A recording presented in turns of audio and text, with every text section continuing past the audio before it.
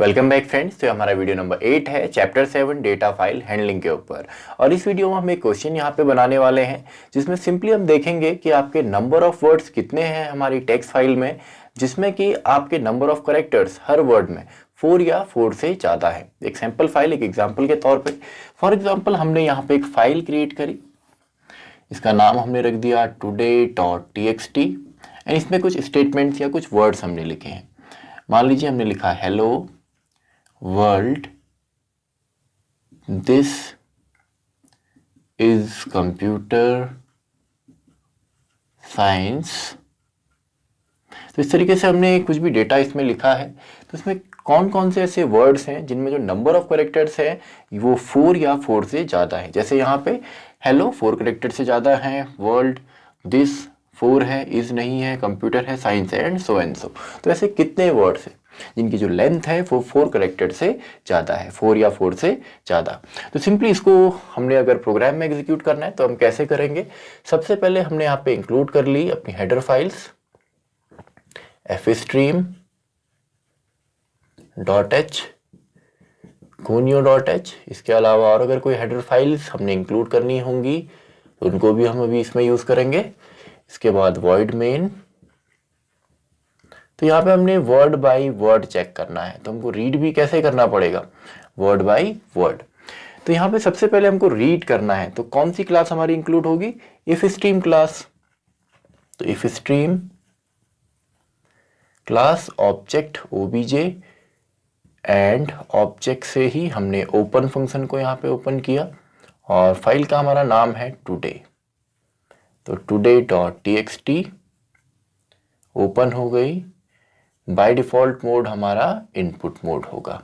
तो file open हो चुकी है। अब सिंपली हमको एक एक वर्ड करके रीड करना है। तो उसके लिए सबसे पहले एक वेरिएबल हम यहाँ पे ले लेते हैं करेक्टर और ch नाम से, जिसके अंदर 20 मैक्सिमम लिमिट है, एंड एक इंटीजर जिसके अंदर नंबर ऑफ वर्ड्स कितने हैं उसको हम यहाँ पे रीड करेंगे। तो यहाँ पे हम लिख देते हैं लेंथ, और साथ ही हम यहाँ पे एक n नाम का वेरिएबल भी ले लेते हैं जिसमें कि हम हर एक वर्ड की स्पेसिफिक लेंथ को कैलकुलेट करेंगे।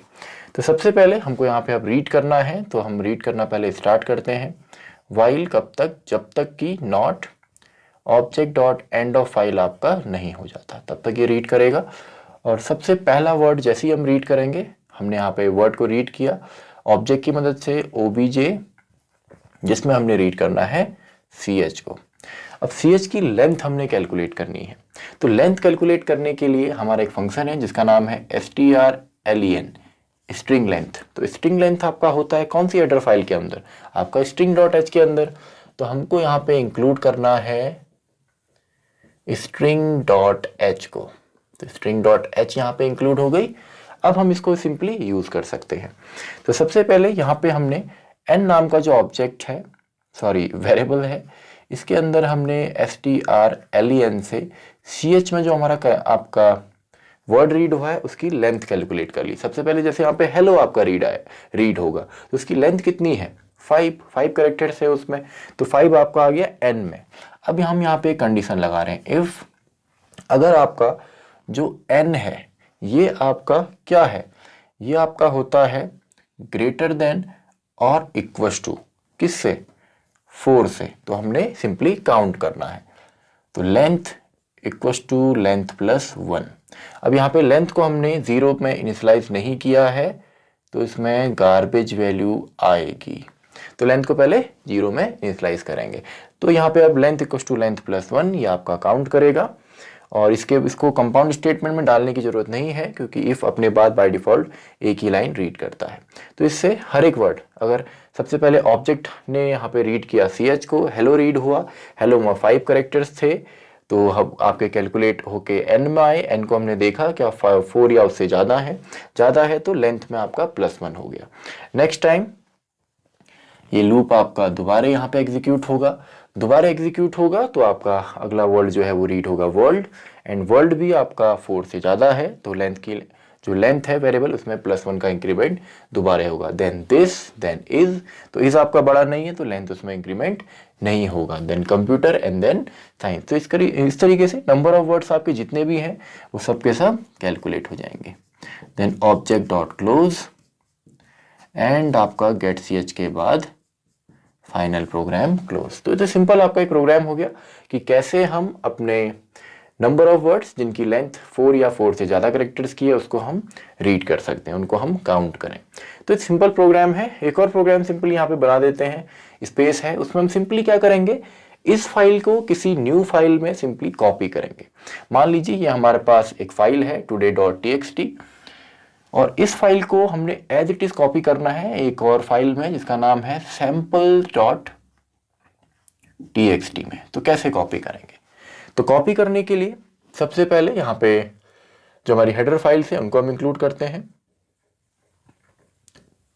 fstream.h एंड सिंपली आपका इंक्लूड conio.h